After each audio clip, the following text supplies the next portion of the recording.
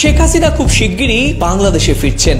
বাংলাদেশের মাটিতে আবারও সক্রিয়ভাবে রাজনীতিতে অংশ নিচ্ছে আওয়ামী লীগ। খুব শিগগিরই রাজনৈতিক পটভূমি পরিবর্তন হবে, আর এই পটভূমি পরিবর্তন করবে দিল্লি। আওয়ামী লীগ সব খারাপ, আমি এটা কখনোই মানি না, কোনোদিনও মানি না। কিভাবে করে হুজুর হয়ে আপনি গিয়ে এই কথাগুলি বলেন? এই শান্তি ধর্ম ইসলামের মাথায় চড়ে দাঁড়িয়ে নিয়ে আপনি কিভাবে করে বলেন? দুইজন ছিল, দুজন মিলে পরে হচ্ছে আমাকে ধর্ষণ করে। ডিসেম্বরের 31 তারিখে আমার বাচ্চা নষ্ট হয়ে গেছে। একজন ধর্ষকের এমন শাস্তি হবে যা পুরো বিশ্ব দরবারে দেখিয়ে দিবে যে একজন ধর্ষকের পরিণতি কতটা ভয়ানক হতে পারে। এটা খুবই দুঃখজনক একটা বিষয় যে আমাদের দেশে আইন প্রশাসন এখন কোথায়, পুলিশ এখন কোথায়, এত ইনঅ্যাক্টিভ কেন? এইভাবে চলবে না। আজকে এই প্রতিবাদ জানাতে আজকে ব্র্যাকের শিক্ষার্থীরা এখানে দাঁড়িয়েছি। এখন আমাদের 2 দিনে মোট 17টা ধর্ষণ কেস ফাইল হয়েছে, নন ফাইল তো অনেক কেসেস আছে। এই যে মানে 2 দিনে 17টা ধর্ষণ, এটা একটা দেশের জন্য অনেক দুঃখজনক, অনেক লজ্জাজনক।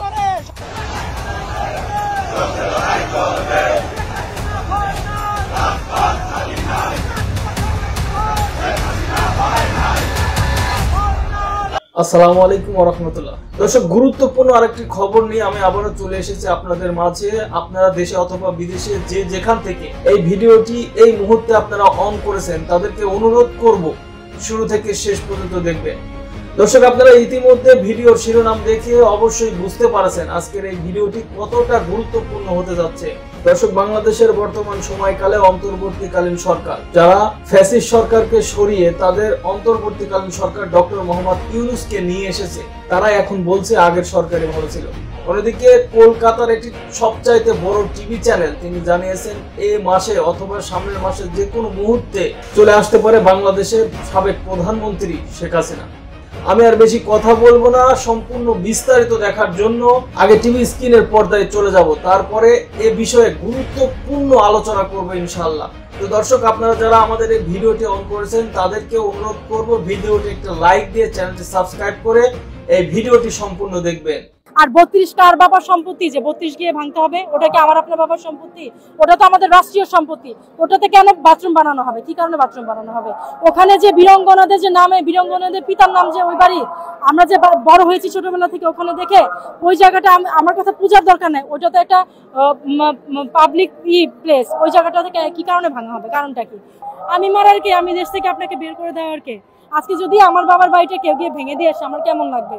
আর শেখ মুজিবুরের নামে তো বীরঙ্গনাদের বাবার নাম চলে গিয়েছে, লিস্টেড করা আছে। কেন ভাঙবো আমি গিয়ে? এত মাথা আমার কেন গরম? তো এরা তো গার্লফ্রেন্ড নিয়ে হাঁটবেই, বাবা মাকে তো বৃদ্ধাশ্রমে পাঠাবেই। আমি কথা খারাপ বলছি কি ভালো বলছি এটা আপনাদের বিবেক বিবেচনা। আমি কারো পক্ষ হয়ে কথা বলছি না, আমি দেশকে ভালোবাসি। আমার কথা একটাই, আমি কোনো দলের না, আমি কোনো মতামতের না, আমি কারণ না। সবাই মিলে থাকবে। যে দেখেন আমরা কয়জন এখানে, আপনার কোন জায়গায় আপনি আমার কথা শুনবেন? কিভাবে করে হুজুর হয়ে আপনি গিয়ে এই কথাগুলি বলেন? এই শান্তি ধর্ম ইসলামের মাথায় চড়ে দাঁড়িয়ে নিয়ে আপনি কিভাবে করে বলেন যে ইসলামের কোন জায়গায় ধ্বংস আছে? আমাদের মহানবী ভালোবাসা, উনি মানুষকে ভালোবাসতে শিক্ষা দিয়ে গেছেন। মানে আপনি কিভাবে করে আপনি ইসলাম প্রচার করতে যান? আলহামদুলিল্লাহ, আপনার ব্যবহারে ইসলাম মানুষ গ্রহণ করবে। গ্রহণের ধর্ম আমার ব্যবহার, নবীজির ব্যবহারে, নবীজির ব্যবহারে ইসলাম ইহুদিরা এখনো দেশ বিদেশ ইসলাম প্রচার হচ্ছে। কোথায় দেখেছেন? মারামারি কাটাকাটি করে ইসলাম থাকুন না, তিনটা দলই থাক, তিনজনই থাক, তিনজন মিলেমিশে দেশটাকে সুন্দর করে গড়েন না। আবার সেই শেখ মুজিবের মতো, জিয়াউর রহমানের মতো সুন্দর করে গড়েন না। আমরা তো ভালো ছিলাম, দেশ ভালো ছিল। টুকটাক ঘুষখোরি এগুলি কম বেশি সবাই করে।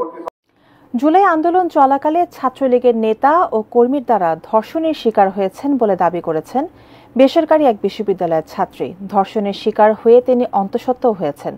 এই ঘটনা আন্দোলনের অন্যতম সমন্বয়ক সার্জিস আলম, উমামা ফাতেমা, নুসরাত তাবাসসুম সহ অন্যদের বিষয়টি জানালেও কাউকে পাশে না পাওয়ার অভিযোগও করেছেন ভুক্তভোগী ছাত্রী।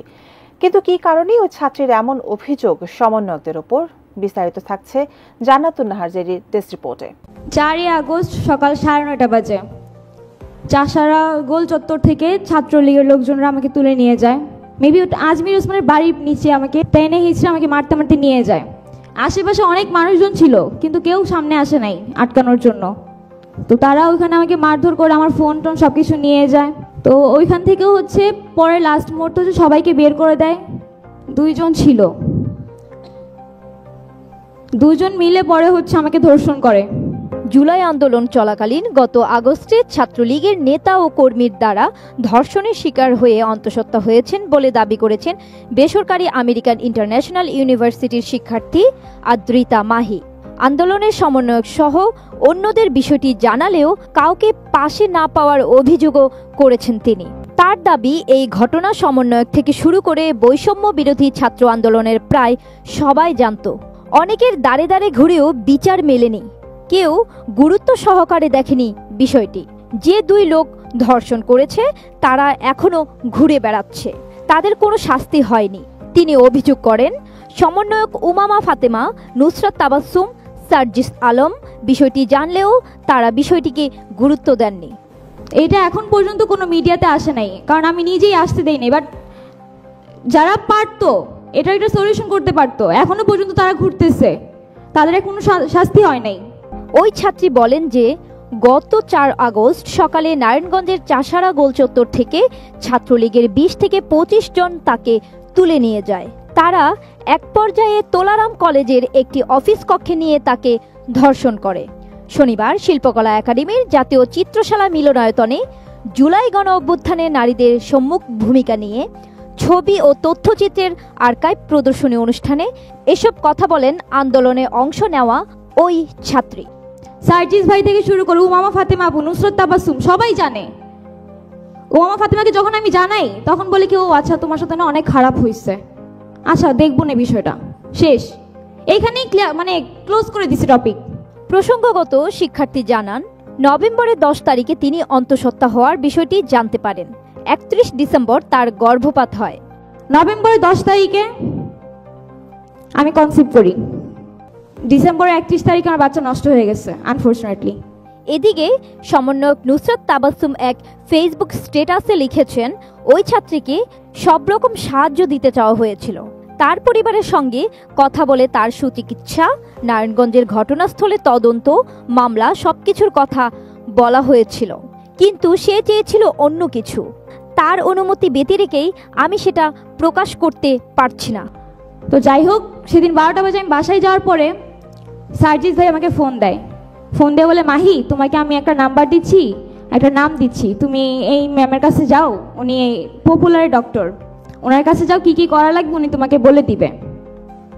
এতটুকুই বলছে, আর কিছু বলে নাই। বাসা থেকে বাইরে পা দেওয়ার পর থেকে আমি নিজেকে সম্পূর্ণরূপে প্রতিটা মুহূর্তে অনিরাপদ বোধ করছি। স্বরাষ্ট্র উপদেষ্টা মানে উনি হচ্ছে দেশের আইন শৃঙ্খলা যদি একদমই ঠিক করতে না পারে, তাহলে দেয়ার আর আদার কেপেবল পারসন। একজন ধর্ষকের এমন শাস্তি হবে যা পুরো বিশ্ব দরবারে দেখিয়ে দিবে যে একজন ধর্ষকের পরিণতি কতটা ভয়ানক হতে পারে। এটা খুবই দুঃখজনক একটা বিষয় যে আমাদের দেশে এভাবে চলন্ত বাসে ধর্ষণ হচ্ছে। নারীরা এখন অনেক ভয় পাচ্ছে। আমরা হচ্ছে মানে বাসা থেকে বের হতে, এই যে বাসা পর্যন্ত যে যাওয়ার যে যাত্রা ভার্সিটি থেকে, আমরা এই জিনিসটাতে ভয় পাই। এই ভয়ের জন্য আমরা জুলাইয়ের আন্দোলনে নামি নাই। আমরা সুরক্ষা চাই, আমরা নিরাপত্তা চাই দেশে। আমার সুরক্ষার জন্য আজকে আমি এখানে দাঁড়াচ্ছি, আমি আমার মা বোনদের সুরক্ষার জন্য এখানে দাঁড়াচ্ছি। আমরা কখনোই চাইনি আজ এখানে দাঁড়িয়ে আন্দোলন করতে আমাদের নারী নিরাপত্তা পাওয়ার জন্য। আমরা যেটা চাই, আইন শৃঙ্খলা বাহিনী এবং দেশের সংবিধানের আইনটা এতটাই শক্ত হবে যে একজন ধর্ষকের এমন শাস্তি হবে যা পুরো বিশ্ব দরবারে দেখিয়ে দিবে যে একজন ধর্ষকের পরিণতি কতটা ভয়ানক হতে পারে। আমি চাই বাংলাদেশের সংবিধানকে পুনর্চিন্তা ভাবনা করা হোক, যাতে এই ধর্ষকদের বিরুদ্ধে এমন কঠিন সাজা প্রদান করা হোক, যারা পুরুষ আছেন, যারা কুরুচিপূর্ণ চিন্তা ভাবনা করছে নারীদেরকে নিয়ে, তারা 100 বার চিন্তা করে যে একজন নারী কতটা শ্রদ্ধার পাত্র। আর আজকে এই প্রতিবাদ এই সরকারকে আইন শৃঙ্খলার ব্যাপারে কঠিন যাতে হয় ওরা, কারণ কঠিন না হওয়ার কারণে আজকে এই অবস্থা। ধর্ষণ এখন আমাদের 2 দিনে মোট 17টা ধর্ষণ কেস ফাইল হয়েছে, নন ফাইল তো অনেক কেসেস আছে। এই 2 দিনে 17টা ধর্ষণ, এটা একটা দেশের জন্য অনেক দুঃখজনক, অনেক লজ্জাজনক। স্বরাষ্ট্র উপদেষ্টা মানে উনি হচ্ছে দেশের আইন শৃঙ্খলা যদি একদমই ঠিক করতে না পারে, তাহলে দেয়ার আর আদার কেপেবল পারসন যারা এই স্বরাষ্ট্র উপদেষ্টা এই দেশকে সামলানোর জন্য কেপেবল, উনি যদি না পারেন, প্লিজ আপনি না পারলে আমাদের দেশকে আরো এরকম 2 দিনে 17টা থেকে 50টা ধর্ষণে নিয়ে যায়েন না। আমরা জুলাইয়ের আন্দোলনে মা বোনরা যাতে মানে স্বাধীনভাবে চলাফেরা, আমরা শুধু বাক স্বাধীনতা চাইনি, আমরা চলার স্বাধীনতা চেয়েছি, আমরা মৌলিক অধিকারের স্বাধীনতা চেয়েছি। মেয়েদের মৌলিক অধিকারের স্বাধীনতা এখন নাই। আমার সকাল 8টায় ক্লাস ছিল, আমি ভোর 7টা বাজে বের হয়েছি এবং বাসা থেকে বাইরে পা দেওয়ার পর থেকে আমি নিজেকে সম্পূর্ণরূপে প্রতিটা মুহূর্তে অনিরাপদ বোধ করছি। এটার কোনো নিশ্চয়তা নাই যে এখন বাংলাদেশের যে যে পরিস্থিতি এটা সম্পূর্ণরূপে আনস্টেবল। তো আমাদের কোনো একটা মানুষ যারা এখানে উপস্থিত আছেন কেউ বলতে পারবে না যে আমি নিরাপদে বাসায় সুস্থভাবে ফিরে যেতে পারবো। তো আমি একটা কথা বলতে চাই যে জুলাইয়ের আন্দোলনে আমি, আমার ভাই বোনেরা সবাই পুলিশের গুলির মুখে সামনে আমাদের জীবন বাজি রেখে দাঁড়িয়ে গিয়েছি কি এই দিনের জন্য? এখন চারপাশে কোনো মেয়ে কি কোনো পুরুষ মানুষও মানে সুরক্ষিত নাই। পুরুষ মানুষদের উপরে চুরি মানে ছিনতাই ডাকাতি কোপ মেরে চলে যাচ্ছে। কয়দিন আগে উত্তরাতে পরপর 2 দিন চুরি মানে ছিনতাই হয়েছে। আইন প্রশাসন এখন কোথায়? পুলিশ এখন কোথায়? এত ইনঅ্যাক্টিভ কেন? এইভাবে চলবে না। আজকে এই প্রতিবাদ জানাতে আজকে ব্র্যাকের শিক্ষার্থীরা এখানে দাঁড়িয়েছে। দর্শক আপনাদেরকে অসংখ্য ধন্যবাদ এতক্ষণ পর্যন্ত ধৈর্য ধরে আমাদের সাথে থাকার জন্য। আপনারা দেখছিলেন এই মুহূর্তে আমাদের হাতে থাকা আজকের সবচাইতে আলোচিত, সমালোচিত এবং সর্বশেষ আপডেট সংবাদগুলো। দর্শক আপনারা জানেন যে ফ্যাসিস্ট সরকারকে 15 আগস্টে 2024 সালে সরিয়ে নতুন সরকার নিয়ে আসছে এই অন্তর্বর্তীকালীন সরকার। তবে এই অন্তর্বর্তীকালীন সরকার এই 6 মাসের মধ্যে কি করলো? 6 মাসের মধ্যে কি করলো? মাত্র 2 দিনে 17টা ধর্ষিত হয়েছে সারা বাংলাদেশে। এটা শুধু থানায় লিখিত ধর্ষিত, আর যারা লেখায় নাই তাদের আনাচে কানাচে কতগুলো ধর্ষিত লোক আছে। দর্শক এই বাংলাদেশ সরকারকে বিশেষভাবে অনুরোধ করছে সাধারণ জনগণ এই বাংলাদেশকে নতুন একটি বাংলাদেশে পরিণত করার। তবে কি পদক্ষেপ নিতে যাচ্ছে আগামীতে? তো দর্শক আপনারা বিভিন্ন মতামত এবং কমেন্ট শেয়ার করতে পারেন আমাদের এই ভিডিও থাকা কমেন্ট বক্সে। আর যদি কোনো কমেন্ট বা মতামত না থাকে তাহলে নির্বিঘ্নে আপনারা এই ভিডিওর কমেন্ট বক্সে আলহামদুলিল্লাহ লিখতে পারেন। তো দর্শক পরবর্তী আরো আলোচিত সংবাদ দেখার আমন্ত্রণ জানিয়ে আজকের মতো এখানে বিদায় নিচ্ছি। সবাই ভালো থাকবেন, সুস্থ থাকবেন এবং সর্বদা আপনার পরিবারের খেয়াল রাখবেন। আল্লাহ হাফেজ।